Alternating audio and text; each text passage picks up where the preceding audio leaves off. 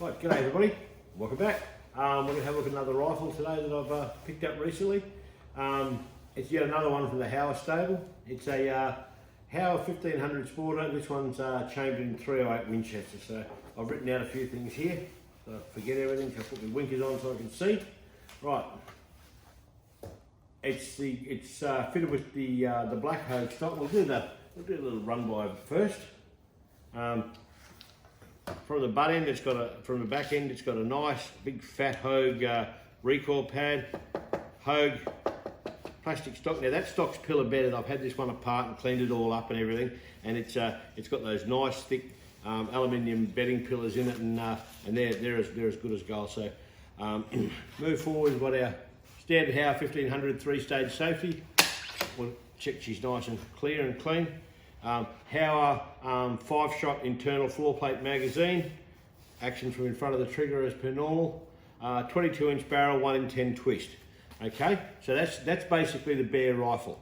And now I've added to this, I've added a Nico Sterling 0 MIA Picatinny rail. I've added some Vortex 1-inch medium Pro Series rings and a Vortex Copperhead 4 to 12 by 44 scope.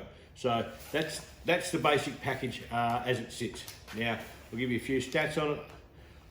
22-inch 55cm barrel, 1 in 10 twist as I said. The overall length from point to point is 1075mm, which is 42.5 inches or 3 foot 6.5. The overall weight of the thing as it sits now is 3,847 grams, or just a dot under 8 pound 8 ounces. And the trigger pull, I measured the trigger pull today, it breaks reasonably crisply, spit that out, around the 3 pound mark. So for a hunting rifle, that's fine. I'm not going to do anything to that. As I said, I've pulled the thing to pieces. I've got all the gunk and rubbish and everything out of the trigger group. I've cleaned it up, threw some lighter fluid through it, threw some braking parts, cleaned everything up. It's come up nice. I've talked everything down to spec.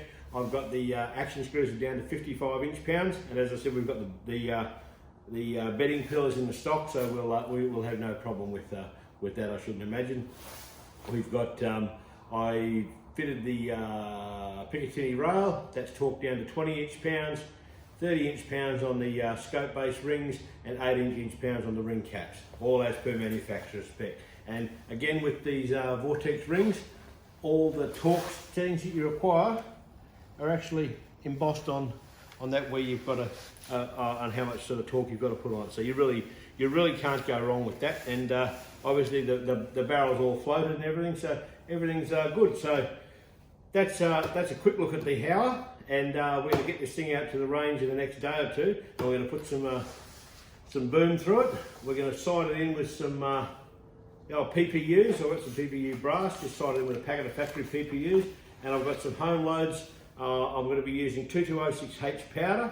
I've got some 150 grain soft-point boat tail spears. They're a really nice little projectile, I do like them.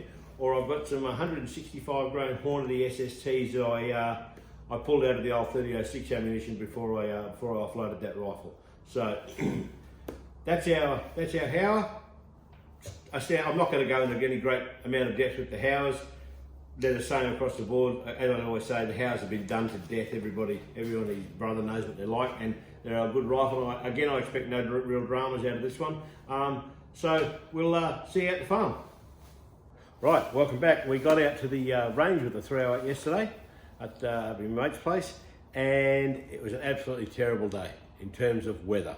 Got there, set up, little breeze. Within half an hour, it would blow a dog off a chain, and it just got worse and worse. And had I not had a hunting trip coming up, I would have jacked it all in and come home. But anyway, that's the way it goes. Play the cards you're dealt. We'll see how we go. So we're going to get some loads for this 308 now. So I had a bit of a shot of it yesterday, and it came out all right, but we'll explore that as we go along. Now, we just sided the thing here with some scungy old PPU, and it didn't seem to mind these.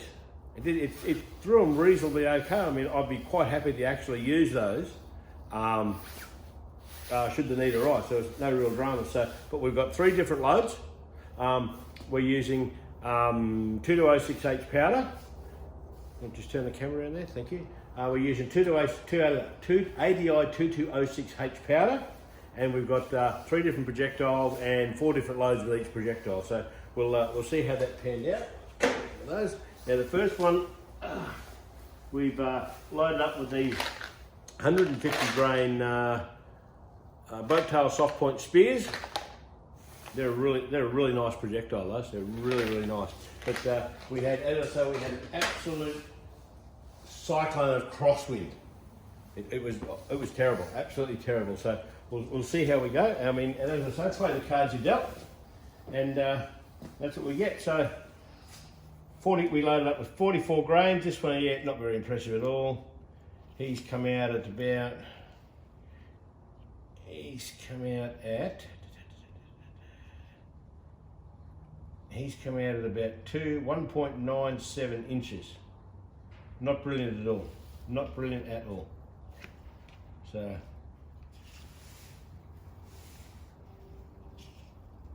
yeah, let's check that again. 1.97, but it gives us something to start with.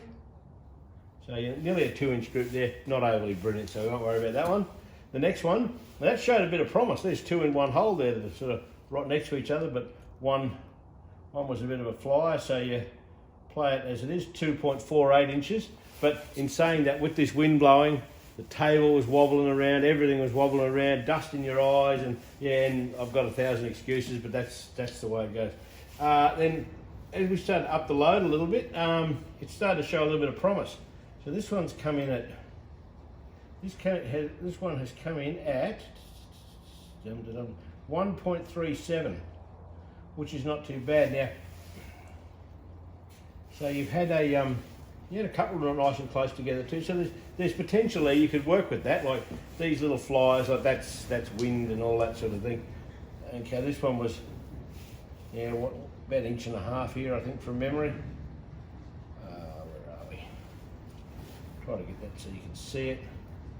1.56, but again you've got two little ones close up to the top there, so you could work with that. But we'll get the next card up now.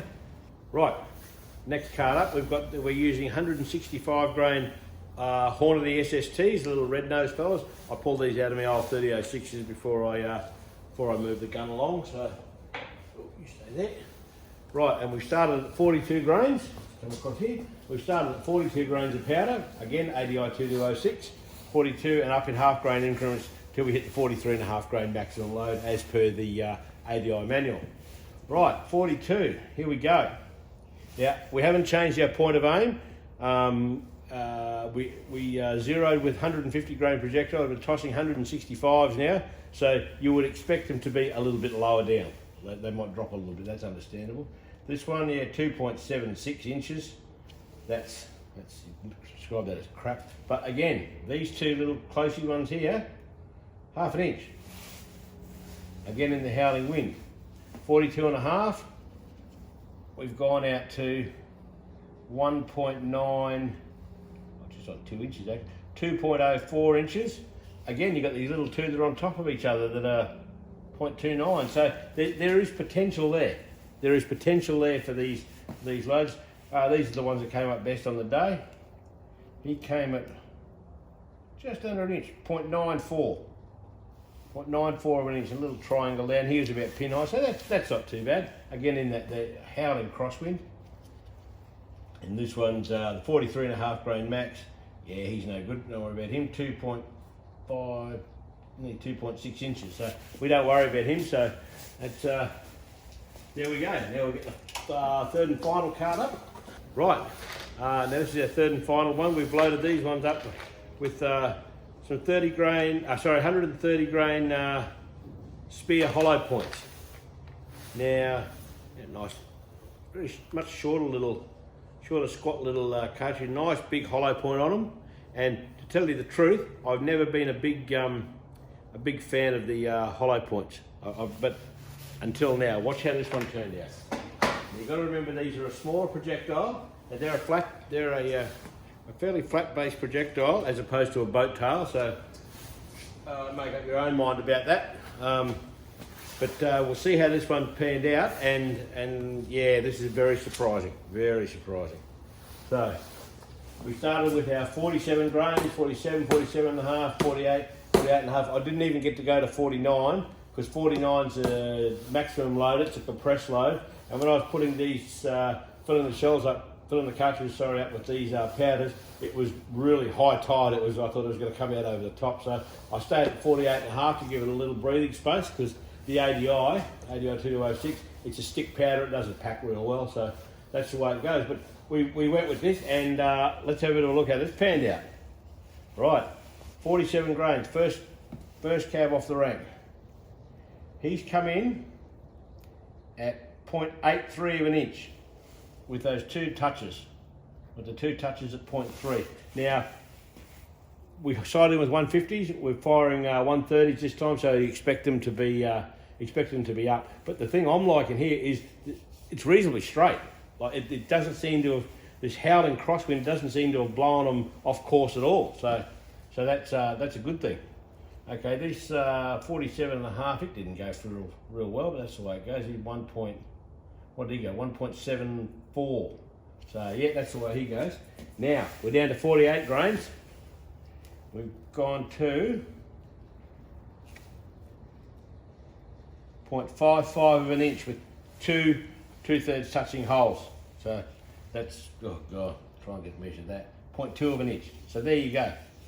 There you go. Can't get any better than that, can it? Yeah, I think not.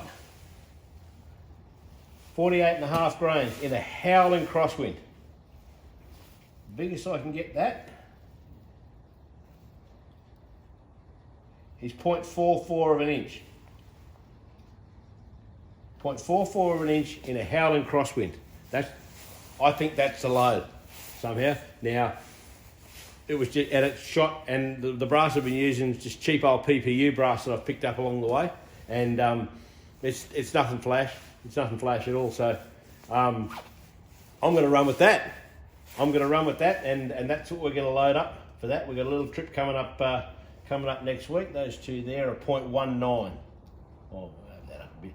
0.22. So I'd be happy with probably any of those. I'd be happy with that. But that and that. But the one thing, as I stated before, you notice that if that's your port of aim, they're reasonably straight. They're not all skew-whiffed over to the left, because that's the way the wind was sort of coming right to left as you look at the target. And nothing's really skewed off to the left. So that tells me this projectile rather, really holds its line in these winds. They're not overly wind affected. So that's a good thing. So I'll wrap this one up. Right, final wrap up on the Howa 1500 308. I like it and it shoots well. I did take it out for one initial shot when I got it, and it was a bit all over the place. But like a lot of these rifles, they'll take a little bit of shooting and bang, they'll just dial in. That's just the way they are. There's no science to it. I'm not a big believer in these barrel break-ins and all that. They're a hunting rifle. Be honest about what you do. So, could I recommend this rifle as a hunting rifle? Absolutely. There's absolutely no reason why you wouldn't entertain owning one of these. I've got heaps of Howa rifles. They're a good thing, and this is just another one from the 1500 stable.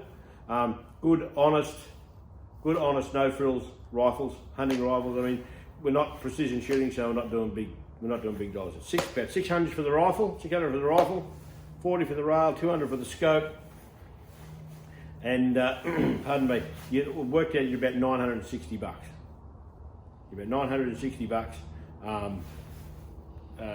as it sits. Oh, they're 120 for the mounts, 120 for the rings. Sorry, so you're about $960 as she sits there like that. I haven't touched the trigger, I haven't touched the bedding of the thing, and that's how the thing shoots in the wind. So to say I'm happy with that is probably the understatement of the year. So that's it. I'll wrap it up here. Thanks for watching. I do like your comments. Please like and subscribe. Bang that bell like it owes you money. Throw me money if you like. That'd be great. As I always say, you can tell your wife, you can tell your girlfriend, you can tell them both. Don't matter to me. Just go 2 clicks up. Ta-da.